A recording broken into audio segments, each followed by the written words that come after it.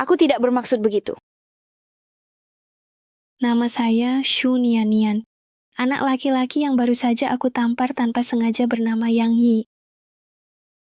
Saya ingat pertama kali bertemu dengannya adalah di kantin sekolah. Raknya terlalu tinggi dan saya tidak bisa meraih roti di atasnya. Tiba-tiba sebuah tangan terulur dan membantuku mengambil roti. Aku menatapnya dan merasakan kegembiraan yang tak dapat dijelaskan dalam hatiku. Keesokan harinya aku bertemu dengannya di dalam bus.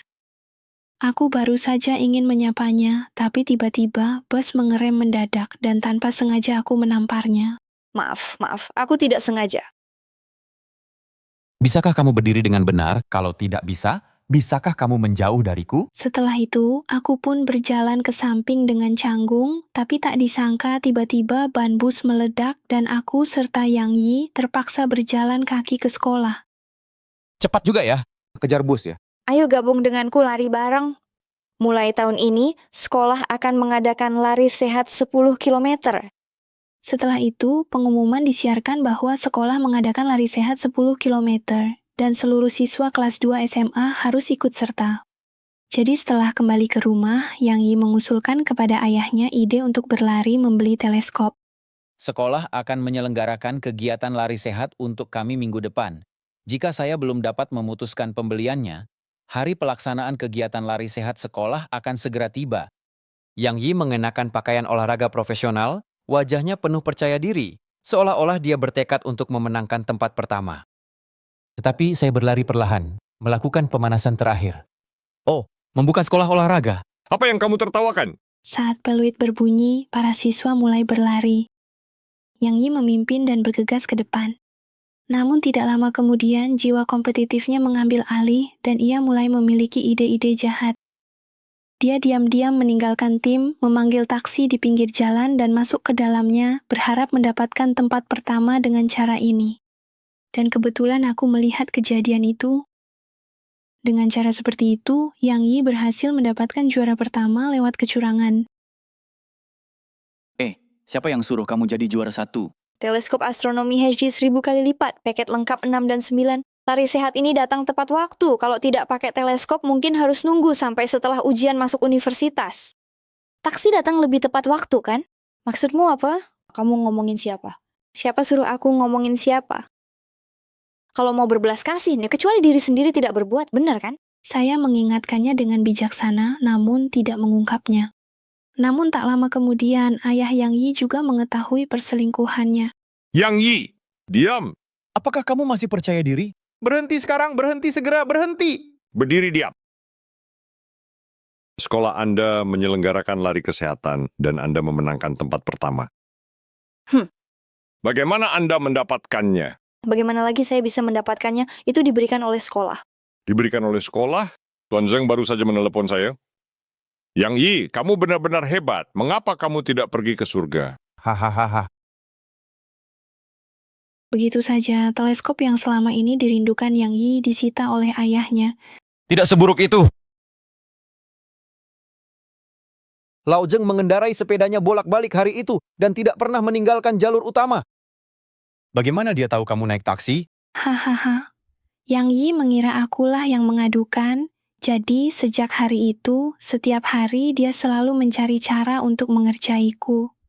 Dia diam-diam menambahkan cuka ke dalam susuku, bahkan diam-diam mengubah jawaban di lembar ujian milikku.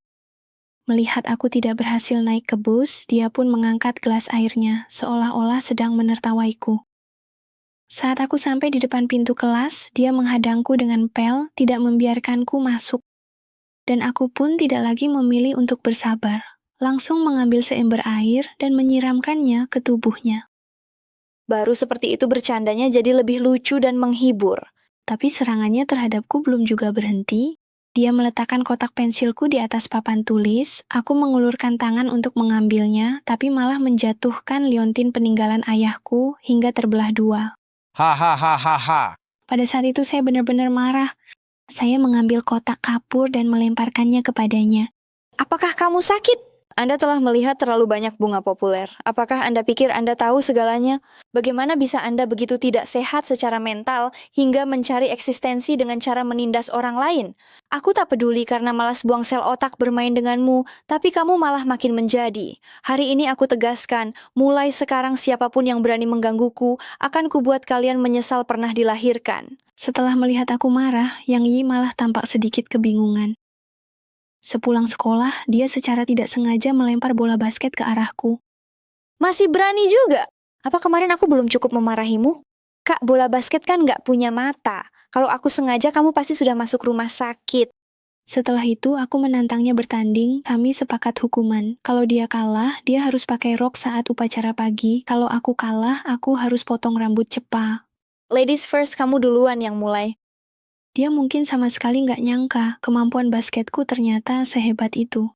Begitulah, kami lanjut bertanding dari basket ke tenis meja, tapi aku tetap mendominasi.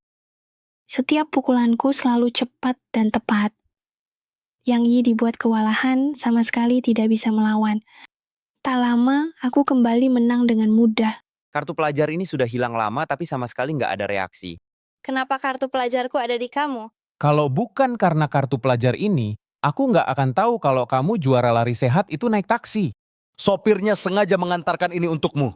Saat itu, Yang Yi sadar kalau dia sudah salah paham padaku.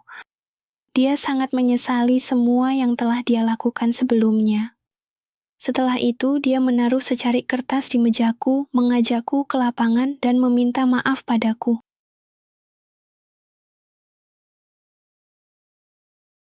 Aku tahu menyuntik itu salah, tapi aku benar-benar sangat ingin punya teleskop astronomi. Awalnya, aku kira kamu yang melaporkanku. Ratu Shi, aku sudah salah paham padamu.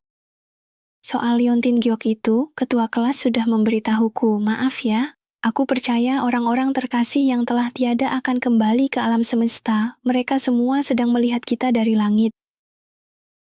Ratu Shi, aku kalah.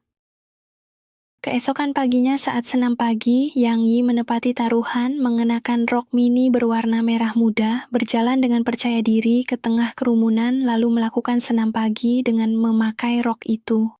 Aku berdiri di antara kerumunan, melihat penampilan Yang Yi seperti itu, aku pun tak bisa menahan tawa. Setelah kesalahpahaman teratasi, aku juga tidak membencinya lagi. Mungkin sebenarnya aku memang tidak pernah membencinya. Pada saat itu aku menyadari bahwa dia diam-diam telah masuk ke dalam hatiku.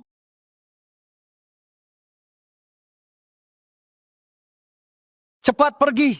Aku tidak bisa bicara dengan baik, kan? Pergilah. Karena Yang Yi tidak pandai pelajaran, guru saya mengatur agar saya menggadaikan sepasang pakaian untuknya. Kawan si Niang-Niang, nilai bahasa Inggrismu terbaik, jadi Yang Yi. Kaulah harus mengajarinya. Tak perlu berbuat begitu. Kamu tidak membutuhkannya? Lalu apa gunanya kamu? Awalnya dia sangat menentang, aku tahu dia tidak ingin kehilangan muka di depanku, jadi aku sengaja menggunakan jurus pamungkas, menantangnya untuk bersaing denganku di ujian akhir semester. Tak disangka, cara ini ternyata cukup ampuh.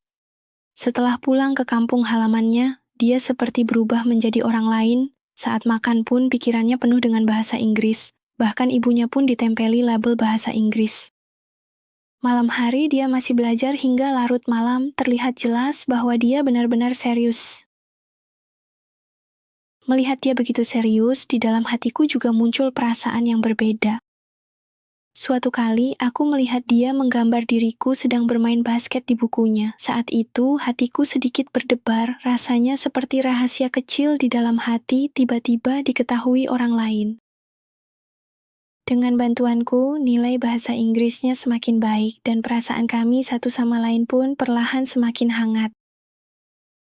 Suatu hari, aku dan teman-teman membaca koran dan menemukan bahwa malam ini akan ada supermoon yang hanya terjadi sekali dalam 100 tahun. Aku langsung sangat bersemangat. Mungkin Yang Yi menyadari bahwa aku sangat ingin melihat bulan itu, jadi malam itu dia mengajakku bolos kelas. Kami pun pergi ke atap untuk melihat bulan bersama. Bukankah kamu selalu ingin melihat supermoon? Tidak usah terlalu berterima kasih padaku, asal kamu tidak memberiku lebih dari 2 set soal latihan saja sudah cukup. Pada saat itu, hatiku terasa tegang sekaligus bersemangat. Tapi tak lama kemudian kami ditemukan oleh satpam sekolah. Yang Yi menarikku bersembunyi ke ruang peralatan, kami berdua berdesakan di ruang yang sempit. Pada saat itu, bayangan kami saling bertautan. Itulah pertama kalinya aku menunjukkan rasa suka pada Yang Yi. Agar tidak ketahuan olehku, dia berinisiatif untuk keluar. That's truly great. It's absolutely wonderful and fantastic. Kenapa kamu lagi di sini sekali ini? Ikuti saya sekarang juga. Mari kita pergi ke dalam kelas. Ayo, cepatlah sekarang juga. Kita harus segera bergerak dan tidak boleh menunda lagi. Tidak lama kemudian, saya dipindahkan ke barisan depan, sementara Yang Yi terus mengeluh karena frustrasi. Meskipun mereka jauh, mereka tetap tidak memberi kita bantuan apapun. Bagaimana dengan bantuan 1 lawan 1 yang kita sepakati? Bisakah kamu memindahkannya? Aku akan membantumu. Saat dia membantuku memindahkan meja, dia tidak sengaja terjatuh ke lantai dan kakinya tertimpa bangku. Aku merasa sangat bersalah, jadi aku memutuskan untuk datang ke rumah sakit menjenguknya. Kamu bicara cukup baik, ya. Kamu pasti Nyonya Shi, kan? Terima kasih ya Nyonya sudah meluangkan waktu untuk membantu anak kami Yang Yi belajar. Kenapa kamu tiba-tiba datang ke sini? Aku di sini untuk menertawakanmu. Prajurit pertama yang kakinya patah karena terbentur meja sejak masuk sekolah. Mendengus. Kerjakan pekerjaan rumah hari ini. Apakah Anda akan datang ke sini setiap hari mulai sekarang? Datanglah jika kau tidak bisa mati. Bah, kalau kamu mati, dengan siapa aku akan bersaing di ujian akhir? Lebih lambat, saya akan bersaing dengan Anda. Selama kami di rumah sakit, kami tampak lebih banyak berkomunikasi dan lebih memahami satu sama lain. Ketika Yang Yi keluar dari rumah sakit, aku pun datang ke rumahnya untuk membantunya mengejar pelajaran.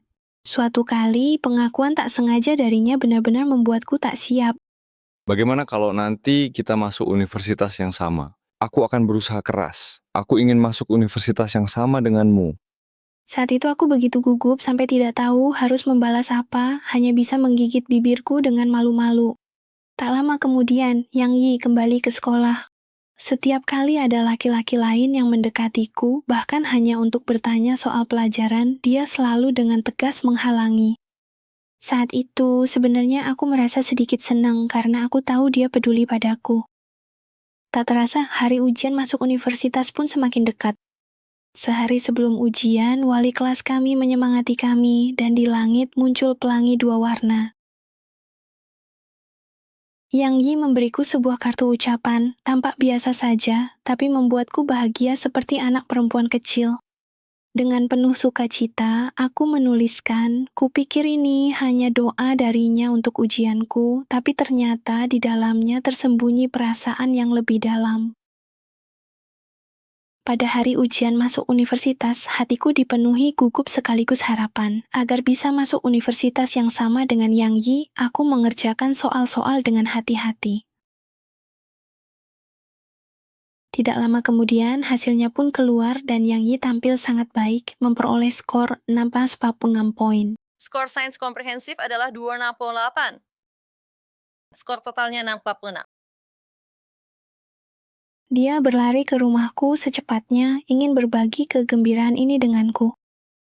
Akan tetapi, meskipun nilaiku sangat bagus, aku tidak berhasil dalam ujian kali ini. Pada saat itu, hatiku dipenuhi rasa kehilangan dan menyalahkan diri sendiri. Katanya nilai esai memang agak rendah, tapi 607 poin juga sudah bagus. Guru kalian juga bilang, masuk Universitas Zhoushan tidak masalah, itu juga universitas unggulan nasional. Jadi, demi bisa kuliah di universitas yang sama denganku, Yang Yi diam-diam mengubah pilihan jurusannya. Setelah orang tuanya tahu, mereka buru-buru mencari wali kelas untuk mengubah kembali pilihannya. Aku melihat kejadian itu, dan hatiku terasa sangat tidak enak.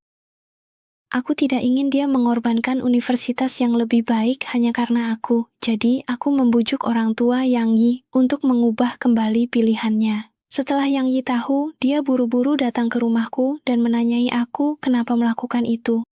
Shunianian, aku tahu kamu ada di dalam. Keluarlah. Bukankah kita sudah sepakat untuk masuk universitas yang sama? Kamu mau mengabaikanku ya? Sekarang juga aku akan mengubah kembali pilihanku. Kenapa kamu begitu tidak pengertian sih? Janji apapun tidak bisa dijadikan alasan untuk main-main dengan masa depanmu sendiri. Lalu kenapa memangnya? Kamu pikir semua orang bisa dapat nilai setinggi itu? Apa kamu bersalah atas kerja kerasmu 2 tahun? Aku berusaha sekeras ini hanya supaya bisa lebih dekat denganmu. Tapi aku sudah berusaha sepertinya. Berusaha? Usaha apa yang sudah kamu lakukan? Namun bagaimana aku bisa mengubah pilihanku? Sekalipun kita tidak berada di universitas yang sama, kita masih dapat tetap berhubungan. Kalau kita tidak bisa bersekolah di sekolah yang sama, kita tidak menghubungi satu sama lain di masa depan. Ah, yes, indeed. That is absolutely correct.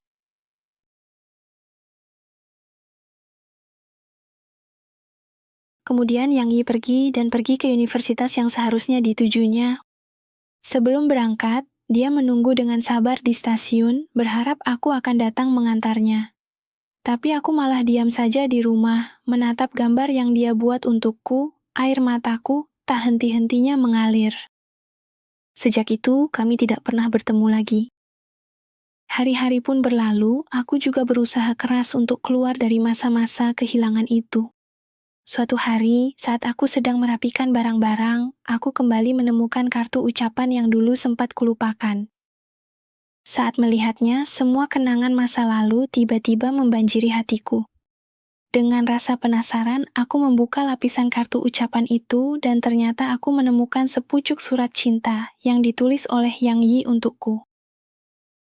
Kepada rekan Sunyanian yang terhormat, sebagai teman seperjuangan yang dulu selalu bersaing, kadang aku berpikir, kita jelas-jelas selalu saling menyindir setiap kali bertemu, bahkan tak tahan melihat satu sama lain bahagia. Tapi kenapa sekarang aku justru tak sabar ingin menemukanmu di tengah keramaian? Sebenarnya aku tak perlu mencari, aku bisa langsung melihatmu dalam sekali pandang.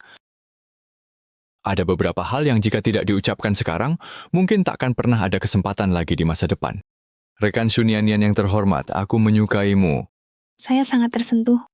Dia mengambil teleponnya dan mengirim pesan ke Yang Yi.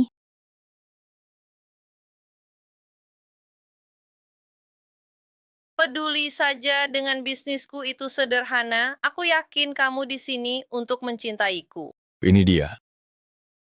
Rambutku tumbuh lebih panjang. Ah, my dear Nian Nian, it's truly you.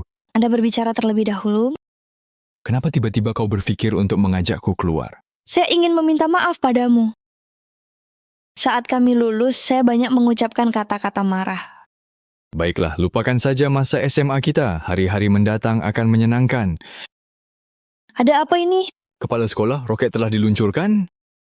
Saya tidak pandai berbicara, tetapi saya harus melakukannya. Jangan tersinggung jika Anda tidak mendengarkan. Sunyanian, aku... Aku menyukaimu. Saya pikir apapun yang terjadi di masa depan, setidaknya saat ini saya tidak ingin melewatkannya lagi. Aku ingin dengan berani mengungkapkan isi hatiku. Aku dan Yang Yi dari saling mengenal hingga saling melewatkan, lalu bertemu kembali, masa muda kami dipenuhi tawa, air mata, penyesalan, dan juga harapan. Aku sangat bersyukur setelah berputar-putar sekian lama, kami masih bisa bertemu di sini, masih punya kesempatan untuk memulai kembali.